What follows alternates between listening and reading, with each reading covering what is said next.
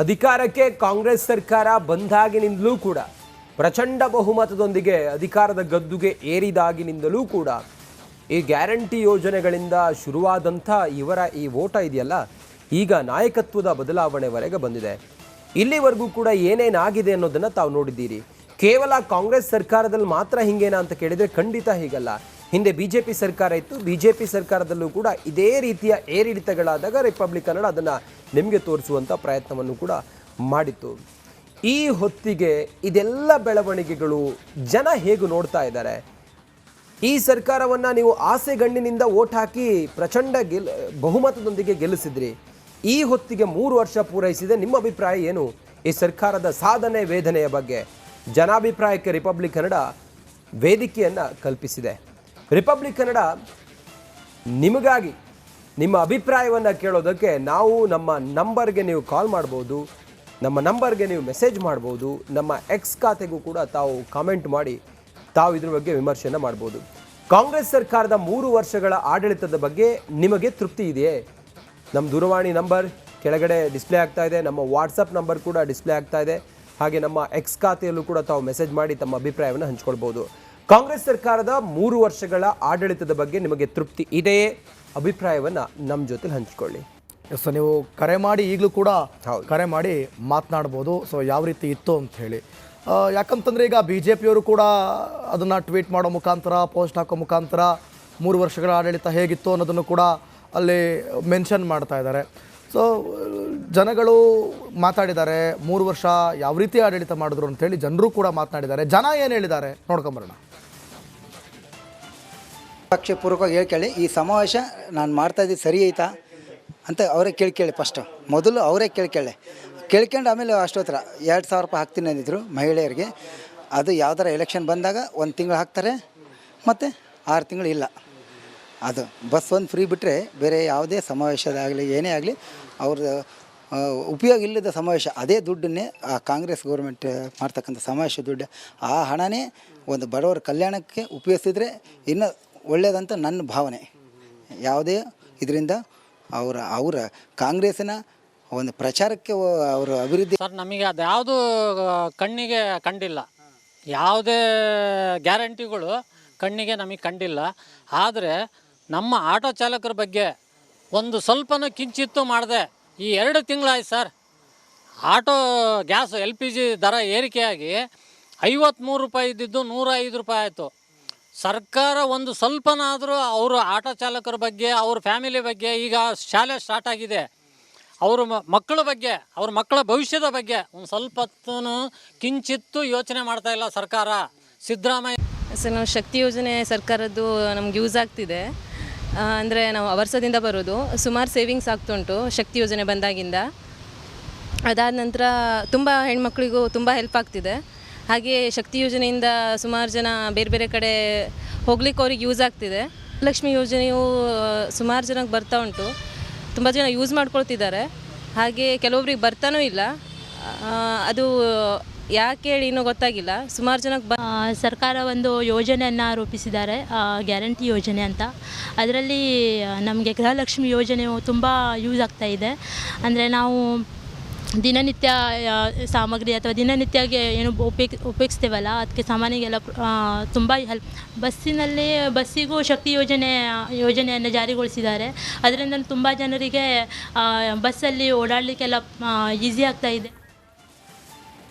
ನೀವು ಕೂಡ ಕರೆ ಮಾಡಿ ಮಾತಾಡ್ಬೋದು. ನೋಡಿ, ಮುಖತಃ ಕೆಲವರು ನಮ್ಮ ಜೊತೆಯಲ್ಲಿ ಮಾತಾಡಿದಾಗ ಏನು ಹೇಳಿದರು ಅನ್ನೋದನ್ನು, ಅವರ ಅಭಿಪ್ರಾಯವನ್ನು ತಾವು ಕೇಳಿದ್ರಿ. ಕರೆ ಮಾಡಿ ಮಾತಾಡ್ಬೋದು ನಿಮ್ಮ ಜೊತೆಯಲ್ಲಿ. ನಮ್ಮ ನಂಬರ್ ಕೆಳಗಡೆ ಇದೆ. ಶ್ರೀಧರ್ ಅನ್ನೋರು ಕಾಲ್ ಮಾಡಿದ್ದಾರೆ ಕೊಪ್ಪಳದಿಂದ. ಶ್ರೀಧರ್ ಅವರೇ ನಮಸ್ಕಾರ. ನಮಸ್ಕಾರ ಸರ್. ಹೇಳಿ ಶ್ರೀಧರ್ ಅವರೇ, ಕಾಫಿ ತಿಂಡಿ ಎಲ್ಲ ಆಯ್ತಾ ನಿಮ್ಮದು? ಎಲ್ಲ ಆಗಿದೆ ಸರ್. ಹೇಳಿ, ಈ ಸರ್ಕಾರ 3 ವರ್ಷ ಸಂದಿದೆಯಲ್ಲ, ಸಾಧನೆ ವೇದನೆ ಬಗ್ಗೆ ತಮಗೇನು ಅನ್ಸುತ್ತೆ ಶ್ರೀಧರ್ ಅವರೇ? ಸರ್, ಇವೆಲ್ಲ ಯೋಜನೆಗಳ ಚೆನ್ನಾಗಿದೆ ಸರ್, ತೊಂದರೆ ಇಲ್ಲ. ಆ ಯೋಜನೆಗಳು ಸ್ವಲ್ಪ ರಿಜಿಸ್ಟ್ರೇಷನ್ ಮಾಡಬೇಕು. ಯಾಕಂತಂದ್ರೆ ಈಗ ಬಸ್ ಅಲ್ಲಿ ಡೆಟ್ ಈಗ ಯಾವ್ದಾರ ಹಳ್ಳಿಯಲ್ಲಿ ಹೋಗ್ತಾ ಒಂದ್ ಬಸ್ ಅಲ್ಲಿ 57 ಸೀಟ್ ಇರುತ್ತೆ. 57 ಸೀಟಲ್ಲಿ 50 ಮಂದಿ ಹೆಣ್ಮಕ್ಳು ಇರ್ತಾರೆ. 2 ಸೀಟ್ ಗಂಡು ಮಕ್ಕಳು ಆಗುತ್ತೆ. ಯಾವ ತರ ಅಡ್ಡಾಡ್ಬೇಕು ಸರ್? ಗಂಡು ಮಕ್ಕಳಾದವರು ಯಾವ ತರ ಅಡ್ಡಾಡ್ಬೇಕು? ಓಕೆ, ಕೊಳ್ಳಿ, ನಾವೇನ್ ಬೇಡಲ್ಲ, ಹೆಣ್ಮಕ್ಳು ಕೊಳ್ಳಿ. ಅದರಲ್ಲಿ 30 ಸೀಟ್ ಹೆಣ್ಮಕ್ಳಿಗೆ, 30 ಸೀಟ್ ಗಂಡು ಮಕ್ಕಳಿಗೆ ಅಂತ ಈ ತರ ಕೊಡ್ಬೇಕು ಗಂಡಸರಿಗೆ. ಈಗ ಎಲ್ಲಾದ್ರೂ ನೋಡಿ ಸರ್, ಯಾವ್ದಾದ್ರು ಬಸ್ಸಲ್ಲಿ ಹೋಗ್ಬೇಕಾರೆ ನಿಮ್ಮ ಸೈಡ್ ಬೆಂಗಳೂರಲ್ಲಿ ಐತಿರೋ ಗೊತ್ತಿಲ್ಲ, ನಮ್ಮ ಈ ಕಡೆ ಉತ್ತರ ಕನ್ನಡದಲ್ಲಿ ಯಾವ್ದು ನೋಡಿ ಸರ್, ಬಸ್ಸಲ್ಲಿ ಬರೀ ಹೆಣ್ಣು ಮಕ್ಕಳೇ ಇರ್ತಾರೆ, ಗಂಡು ಮಕ್ಕಳು ಇರೋದೇ ಇಲ್ಲ. ಯಾಕೆ ಬೇಡ ಬೇಡ ಈ ಬಸ್ಸಿನ ಕಿರಿಕಿರಿ ಅಂತ ಹೇಳ್ಬಿಟ್ಟು ಬೈಕು ಗಾಡಿ ಆಟೋದಲ್ಲಿ ಹೋಗ್ತಾ ಇರ್ತಾರೆ. ಆಮೇಲೆ ಇವು ಯುವ ನಿಧಿ ಅಂತ ಹೇಳ್ತಾರೆ ಸರ್, ಯುವ ನಿಧಿಯಲ್ಲಿ ಯಾರಿಗೆ ಕೊಟ್ಟಿದೆ ಸರ್? ಒಂದ್ ಲೆಕ್ಕದಲ್ಲಿ 2 ಮಂದಿ 3 ಮಂದಿ ತೋರಿಸ್ತಾರೆ, ಅದ್ರಲ್ಲಿ ಪೋಸ್ಟರ್ ಅಂಟಿಸ್ತಾರೆ, ಇದು ಮಾಡ್ತಾರೆ. ಕೊಡಿ, ಅದನ್ನು ಕೊಡ್ಬೇಕಾದ್ರೂ ಮಂದಿಗೆ ಉಳಿದವರಿಗೆ ಕಡಿಮೆ ಆದಾಯ ಇದ್ದವರಿಗೆ ಮಾತ್ರ ಕೊಟ್ರೆ ಒಳ್ಳೇದು sir. Okay, thank you Sridhar ಅವರೇ ನಮ್ಮ ಜೊತೆಲಿ ತಾವು ಮಾತಾಡಿದ್ದಕ್ಕೆ.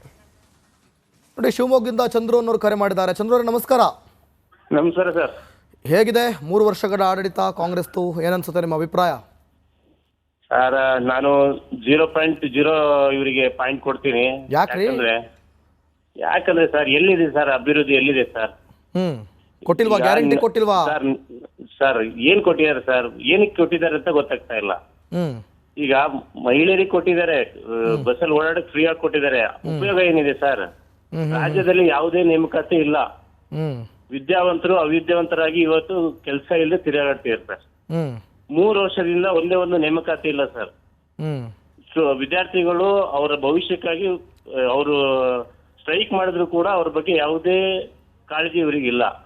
ಓಕೆ. ಮತ್ತೆ ಸರ್ ಇವು ಶಕ್ತಿ ಯೋಜನೆ ಅಂತ ತಂದಿದ್ದಾರೆ ಸರ್. KSRTC ಬಸ್ ಸ್ಟ್ಯಾಂಡ್ ಅಲ್ಲಿ ಕಳ್ತನಗಳು ಎಷ್ಟಾಗ್ತಿದಾವೆ ಅಂದ್ರೆ ಅದರಿಂದ ಅದು ಉಪಯೋಗನೇ ಇಲ್ಲ ಶಕ್ತಿ ಯೋಜನೆ. ಅದ್ರ ಬದಲು 60 ವರ್ಷ ಮೇಲ್ಪಟ್ಟವರಿಗೆ ಮತ್ತೆ ಸ್ಟೂಡೆಂಟ್ ಗಳಿಗೆ ಕೊಡ್ಲಿ ಸರ್ ಶಕ್ತಿ ಯೋಜನೆ. ನೀವು ಹೈವೇಗಳಲ್ಲಿ ಯಾವ್ದು ಹೈವೇ ಅಭಿವೃದ್ಧಿ ಆಗ್ತಿದೆ ನೋಡ್ತಿದ್ದೀರಾ ಸರ್? ನೀವು ಹೈವೇಗೆ ಎಲ್ಲಾದ್ರೂ ಹೋಗ್ತಿದ್ದೀರಾ? ಅಭಿವೃದ್ಧಿ ಎಲ್ಲ ಆಗ್ತಾ ಇದೆ? ಯಾವ್ದಾದ್ರು ಊರಲ್ಲಿ ಕುಡಿಯೋ ನೀರಿನ ಯೋಜನೆಗೆ ಇದಾಗ್ತಿದ್ಯಾ? ಬೋರ್ವೆಲ್ ಕೊರ್ಸಿದಾರೆ? ಯಾರಿಗಾದ್ರೂ ಬಡವರಿಗೆ ಮನೆಗಳು ಕೊಡ್ತಿದಾರ? ಈಗ ಚಂದ್ರು ಅವರೇ, ನಿಮ್ ಪ್ರಕಾರ ಇದನ್ನೆಲ್ಲ ಹೇಳ್ತಾ ಇದ್ದೀರಾ ನೀವು ಸಮಸ್ಯೆಗಳನ್ನ, ಇದನ್ನ ಬಿಟ್ಟು ಬೇರೆ ಏನ್ ಮಾಡ್ತಾ ಇದಾರೆ ಅಂತ ಹೇಳಕ್ ಬಯಸ್ತೀರಿ ನೀವು ಗೌರ್ಮೆಂಟ್? ಹಂಗಾದ್ರೆ ಸರ್ ಆಡಳಿತ ಮಾಡ್ಬೇಕು ಅನ್ನೋ ದೃಷ್ಟಿಯಲ್ಲಿ ಮಾಡ್ತಿದ್ದಾರೆ ಸರ್, ಅದ್ ಬಿಟ್ರೆ ಇನ್ನೇನಿಲ್ಲ ಸರ್. ಜನರಿಗೆ ಈಗೇನು ಮಹಿಳೆಯರಿಗೆ 2,000 ರೂಪಾಯಿ ದುಡ್ಡು ಹಾಕ್ತಿದ್ದಾರೆ, ಅದು ಓಟ್ ಸೆಳೀಲಿಕ್ಕೋಸ್ಕರ ಸರ್ ಅದು. Yes, okay okay okay, thank you Chandru Republic Kannada ಜೊತೆ ಮಾತಾಡೋದಕ್ಕಾಗಿ. ಮೈಸೂರಿನಿಂದ ಲಕ್ಷ್ಮಿ ಅನ್ನೋರು ಕಾಲ್ ಮಾಡಿದ್ದಾರೆ. ಲಕ್ಷ್ಮಿ ಅವರೇ ನಮಸ್ಕಾರಮ್ಮ. ಸರ್ ನಮಸ್ತೆ. ನಮಸ್ಕಾರ. ಸರ್ಕಾರದ ಸಾಧನೆಗಳ ಬಗ್ಗೆ ನಾವು ಮಾತಾಡ್ತಾ ಇದ್ವಿ. ಹಾಗೆ ಸರ್ಕಾರದಲ್ಲಿ ಈ 3 ವರ್ಷದಲ್ಲಿ ವೇದನೆಗಳು ಏನೇನು ಆಯ್ತು ಅನ್ನೋದನ್ನ ನಾವು ಮಾತಾಡ್ತಾ ಇದ್ವಿ. ತಾವು ಇದನ್ನೆಲ್ಲ ಹೇಗೆ ನೋಡ್ತಾ ಇದ್ದೀರಿ ಲಕ್ಷ್ಮಿ ಅವರೇ? ಹೌದು, ಸಾಧನೆ ಅಂತ ನಾವು ಗಮನಿಸೋದಾದ್ರೆ ಶಕ್ತಿ ಯೋಜನೆ ಹೆಣ್ಮಕ್ಳಿಗೆ ಬಸ್ ಫ್ರೀ ಇರೋದ್ರಿಂದ ಅವ್ರಿಗೆ ಏನ್ ಅನ್ಸ್ತಾ ಇದೆ ಅಂದ್ರೆ, ಈ ಸರ್ಕಾರ ನಮ್ಗೆ ತುಂಬಾ ಹೆಲ್ಪ್ ಮಾಡಿದೆ, ನಮ್ಗೆ ಖರ್ಚು ಕಡಿಮೆ ಮಾಡಿದೆ ಅಂತ ಅವ್ರು ಅನ್ಕೊಳ್ತಾರೆ. ಹೌದು, ಒಂದ್ ರೀತಿಯಲ್ಲಿ ಅದು ಬಸ್ ಟಿಕೆಟ್ ಪ್ರಯಾಣ ಉಚಿತ ಇರೋದ್ರಿಂದ ಅವ್ರಿಗೆ ಆ ದಿನದ ಖರ್ಚು ಅವ್ರಿಗೆ ಉಳಿತಾ ಇದೆ, ಹಣ ಉಳಿತಾ ಇದೆ. ಆದ್ರೆ ದೇಶಕ್ಕೆ ಎಷ್ಟು ಸಾಲದ ಹೊರೆ ಆಗ್ತಾ ಇದೆ ಅನ್ನೋದನ್ನ ಅವ್ರು ಯಾರು ಗಮನಿಸ್ತಾ ಇಲ್ಲ. ನಮ್ಮ ರಾಜ್ಯಕ್ಕೆ ಎಷ್ಟಾಗ್ತಿದೆ ಅಂತ ಹೇಳಿ ತಮ್ಗೆ ಐಡಿಯಾ ಇದೆಯಾ? ದೇಶಕ್ಕೆ ಬಿಡಿ, ರಾಜ್ಯದ ಬಗ್ಗೆ ಮಾತಾಡಿ. ರಾಜ್ಯದಲ್ಲಿ ಎಷ್ಟು ಸಾಲ ಆಗಿದೆ ಈ ಗ್ಯಾರಂಟಿ ಯೋಜನೆಗಳನ್ನ ಕೊಟ್ಟಾದ ನಂತರ? ಹೇಳಂದ್ರೆ 5 ವರ್ಷದ ಆಡಳಿತದ ನಂತರ ಇವ್ರಿಗೆ ಹಿಂದೆ ಇದ್ದಿದ್ದ ಸಾಲ ಎಷ್ಟು, ಈಗ ಅವ್ರ ಅವಧಿ ಬಿಟ್ಟು ಹೋಗುವಾಗ ಎಷ್ಟು ಸಾಲ ಇದೆ, ಅದನ್ನ ಜನ ಅರ್ಥ ಮಾಡ್ಕೋಬೇಕಾಗತ್ತೆ. ನಿಜ ನಿಜ. ಆದ್ರೆ ಈಗ ಸದ್ಯಕ್ಕೆ ಏನು ಯಾವ ತರದಲ್ಲಿ ಓಟ್ ಹಾಕ್ತಾರೆ ಜನ ಅಂತಂದ್ರೆ, ನನ್ಗೆ ಏನ್ ಉಪಯೋಗ ಆಗತ್ತೆ, ಈ ತಿಂಗಳು ಏನ್ ಉಪಯೋಗ ಆಗತ್ತೆ, ಈ ವರ್ಷ ಏನ್ ಉಪಯೋಗ ಆಗತ್ತೆ, 5 ವರ್ಷಕ್ಕೆ ಏನ್ ಉಪಯೋಗ ಆಗತ್ತೆ, ಆ ಒಂದು ಆಸೆಗೆ ಬಿದ್ದು ಅವರು ವೋಟ್ ಮಾಡ್ತಾರೆ. ತಮ್ಮ ನಿರೀಕ್ಷೆಗಳನ್ನ ಈಡೇರಿಸಿದೆಯಾ ಈ ಸರ್ಕಾರ? ನಿರೀಕ್ಷೆಗಳು ಅಂತಂದ್ರೆ ಜನಕ್ಕೆ ಆ ಕ್ಷಣಕ್ಕೆ ಸಿಗುವಂತದ್ದು ಏನಿದೆ ಲಾಭ ಅದನ್ನ ಮಾತ್ರನೇ ನೋಡ್ತಾರೆ. ನೀವು ಏನ್ ಎಕ್ಸ್ಪೆಕ್ಟ್ ಮಾಡಿದ್ರಿ? ಕಾಂಗ್ರೆಸ್ ಸರ್ಕಾರ 135 ಸ್ಥಾನಗಳನ್ನ ಗೆದ್ದು ಪ್ರಚಂಡ ಗೆಲುವನ್ನು ಸಾಧಿಸ್ತಲ್ಲ, ನೀವು ಏನ್ ನಿರೀಕ್ಷೆ ಮಾಡಿದ್ರಿ ಸರ್ಕಾರದಿಂದ? ಸರ್ಕಾರದಿಂದ ನಾನು ನಿರೀಕ್ಷೆ ಮಾಡಿದ್ದು ಮೊದಲನೇ ಪಾಯಿಂಟ್, ವಿದ್ಯಾರ್ಥಿಗಳಿಗೆ ಫ್ರೀ ಎಜುಕೇಶನ್. ಖಾಸಗಿ ಶಾಲೆ ಆಗ್ಲಿ ಸರ್ಕಾರಿ ಶಾಲೆ ಆಗ್ಲಿ ಫೀಸ್ ಕಟ್ಟಿಸ್ಕೊಳ್ಳದೆ ಇದ್ದಂಗೆ, 1 ರೂಪಾಯಿ ಕೂಡ ಫೀಸ್ ಕಟ್ಟಿಸ್ಕೊಳ್ದೆ ಇದ್ದಂಗೆ ಅವ್ರಿಗೆ ವಿದ್ಯಾಭ್ಯಾಸಕ್ಕೆ ಅನುಕೂಲ ಮಾಡ್ಕೊಡ್ಬೇಕಾಗಿತ್ತು. ಈ ಯಾವ 5 ಗ್ಯಾರಂಟಿನೂ ಬೇಕಾಗಿರ್ಲಿಲ್ಲ. ಸೆಕೆಂಡ್ 1, ಆರೋಗ್ಯಕ್ಕೆ ಖಾಸಗಿ ಹಾಸ್ಪಿಟಲ್ ಆಗ್ಲಿ ಗೌರ್ಮೆಂಟ್ ಹಾಸ್ಪಿಟಲ್ ಆಗ್ಲಿ ಅಲ್ಲಿ ಉಚಿತವಾಗಿ ನಮ್ಗೆ ಟ್ರೀಟ್ಮೆಂಟ್ ಸಿಗ್ಬೇಕಿತ್ತು. ಈ 2 ಮಾಡಿದಿದ್ರೆ ಖಂಡಿತ ರಾಜ್ಯ ಉದ್ಧಾರ ಆಗ್ತಾ ಇತ್ತು. ಓಕೆ, ಥ್ಯಾಂಕ್ ಯು ಲಕ್ಷ್ಮಿ ಅವರೇ ನಮ್ಮ ಜೊತೆಲಿ ತಾವು ಮಾತಾಡಿದ್ದಕ್ಕೆ. ಓಕೆ, ರಮೇಶ್ ಬೀದರಿಂದ ಕಾಲ್ ಮಾಡಿದ್ದಾರೆ. ನಮಸ್ಕಾರ ರೀ ರಮೇಶ್ ಅವರೇ. ಅಣ್ಣ ನಮಸ್ಕಾರ ರೀ. ಚಲೋದಿರಿ? ದೇವ್ರದೇ. ಹೆಂಗೈತ್ರಿ 3 ವರ್ಷಗಳ ಆಡಳಿತ ಕಾಂಗ್ರೆಸ್? ಕಳ್ಳ ಖದೀಮರ ಸಂತ್ಯಾಗ ಸರ್ ಇದು. ಅದ್ಯಾಕ್ರಿ ಹಿಂಗ ಅಂದ್ಬಿಟ್ರಿ? ಹೆಂಗ್ರಿ ನಿಮ್ಗೆ ಎಲ್ಲ ಒಳ್ಳೊಳ್ಳೆ ಗ್ಯಾರಂಟಿ ಕೊಟ್ಟಾರ್ರಿ? ಇಲ್ಲ ಏನ್ ಗ್ಯಾರಂಟಿ ಕೊಟ್ಟಾರ ಯಾವ ಹೆಂಗಸರಿಗೆ ಏನದ ಅಂತಂದ್ರೆ 2,000 ರೂಪಾಯಿ ಖಾತೆದಾಗ ಬಿಲ್ ಆಗ್ತಾವ ಸರ್, ಹೇಳ್ರಿ ಸರ್ ನೀವು. ಮತ್ತು ಗಂಡಸ್ರಿಗೆ ಏನು ಕೊಡ್ಬೇಕಿತ್ರಿ? ಗಂಡಸರಿಗೆ ಏನದ ಶರೀರ ರೇಟ್ ಹೆಚ್ಚಿಗೆ ಮಾಡ್ಯಾರ. ಹಾಂ, ಆ ಶರೀರ ರೇಟ್ ಹೆಚ್ಚಿಗೆ ಮಾಡಿದ್ರೆ ಯಾನ್ಯಾಕ್ ಮಾಡಿದ್ರೆ ಯಾನ್ಯಾಕಿಲ್ಲ, ಭಾಳ ಸವಲತ್ತರ ಸರಿ ಆಗ್ತಿಲ್ಲ ಸರ್. ನಿಮ್ಗೆ ಸಾರಾಯಿ ರೇಟ್ ಜಾಸ್ತಿ ಮಾಡೋದಕ್ಕೆ ಬೇಜಾರಾಯ್ತ್ರಿ? ಈ ಶರೀರ ರೇಟ್ ಹೆಚ್ಚಿಗೆ ಮಾಡ್ರಿ, ಕುಡಿಯೋರು ಕುಡಿತಾರ, ಬಿಡೋರು ಬಿಡ್ತಾರ. ಹೆಣ್ಮಕ್ಳಿಗೆ 2,000 ರೂಪಾಯಿ ಎಲ್ಲಿ ಕೊಡ್ಲತ್ತಾರ ಸರ್? 10 kg ಅಕ್ಕಿ ಕೊಡ್ತಾಂತ, 10 kg ಇಲ್ಲ ಎಲ್ಲಿ ಕೊಡ್ತಾನೆ? 10 kg ಅಕ್ಕಿ ಎಲ್ಲಿ ಕೊಡ್ತಾನೆ ಸಿದ್ದರಾಮಯ್ಯ? ಅದ್ರಾಗ 5 kg ಮೋದಿನೇ ಕೊಡ್ತಾನೆ. ಇವ ಏನು ಕೊಡ್ತಾನೆ ಸಿದ್ದರಾಮ? 14 ಫೈಟ್ ಹೊಡೆದೈತೆ ನಾನು ಹೆಂಡತಿ ಹೆಸರ ಮೇಲೆ ಮೈಸೂರ್ದಾಗ. ಇದೇನ ಇವ್ರ ಸಾಧನೆ? ಇದೇ ಇವ್ರ ಸಾಧನೆ ಅಂತೀರಿ ನೀವು? ಇದೇನ ಇವ್ರ ಸಾಧನೆ? 14 ಸೈಟ್ ಹೊಡೆದೈತಲ್ಲ, ಬಡವರಿಗೆ ಅನ್ನೋದು ಒಪ್ಪತ್ತಿನ ಕೂಳ ಸಿಗ್ತಾ ಇದ್ದ. ಏನದಂದ್ರೆ ಹೊರಗಿನ ದೇಶದ ಯುದ್ಧ ಆಗೋದ್ರಿಂದ ಏನದಂದ್ರೆ ಗ್ಯಾಸ್ ಅದ್ರದ್ದು ರೇಟ್ ಹೆಚ್ಚಿಗೆ ಆಗ್ಯದ. ಮಲ್ಲಿಕಾರ್ಜುನ್ ಖರ್ಗೆನ್ ಮಗ ಪ್ರಿಯಾಂಕ್ ಖರ್ಗೆ ಮಾತು ಎತ್ತಿದ್ರೆ ಅನ್ನೋದು ಅಂದ್ರೆ ಬಿಜೆಪಿ ಟೀಕೆ ಮಾಡೋದು ಬಿಟ್ಟು ನಾ ಏನ್ ಅಭಿವೃದ್ಧಿ ಮಾಡಿಲ್ಲ ಅದು ಹೇಳಲ್ಲ. ಬಿಜೆಪಿ ಹಂಗ್ ಮಾಡ್ತು, ಬಿಜೆಪಿ ಹಿಂಗ್ ಮಾಡ್ತು, JDS ಹಂಗ್ ಮಾಡ್ತು. ಎಲ್ಲ ಪರಮಾತ್ಮ ನೀವೇನ ಮಾಡಿದಪ್ಪ, ಏನ್ ಮಾಡಿದ್ವಿ? ಆಯ್ತು, ನಮ್ಮ ಹೋಮ್ ಮಿನಿಸ್ಟರಿಗೆ ಕೇಳಿದ್ರೆ ನನಗೆ ಯಾವನೇ ಗೊತ್ತಿಲ್ಲ ಅಂತಾರ. ಏನು ನನಗೊಂದು ವಿಷಯ ಬಂದಿದೆ, ನನಗೇನು ತಿಳ್ಕೊಂಡು ಹೇಳ್ತೀನಿ. ನೀನು ಹೋಮ್ ಮಿನಿಸ್ಟರ್ ನಿನಗೆ ಗೊತ್ತಿಲ್ಲ ಅಂದ್ರೆ ರಾಜ್ಯ ಏನ್ ನಡೆಸ್ತಪ್ಪ ನೀನು? ಓಕೆ, ಹೋಮ್ ಮಿನಿಸ್ಟರ್ ಎಲ್ಲ ಗೊತ್ತಿಲ್ಲ ಅಂತಾರೆ ಅಂತೇಳಿ ನಿಮ್ಮ ಆರೋಪ. ಓಕೆ, ಥ್ಯಾಂಕ್ ಯು ರಮೇಶ್ ಅವರೇ, ರಿಪಬ್ಲಿಕ್ ಮಾತಾಡೋಕ್ಕಾಗಿ.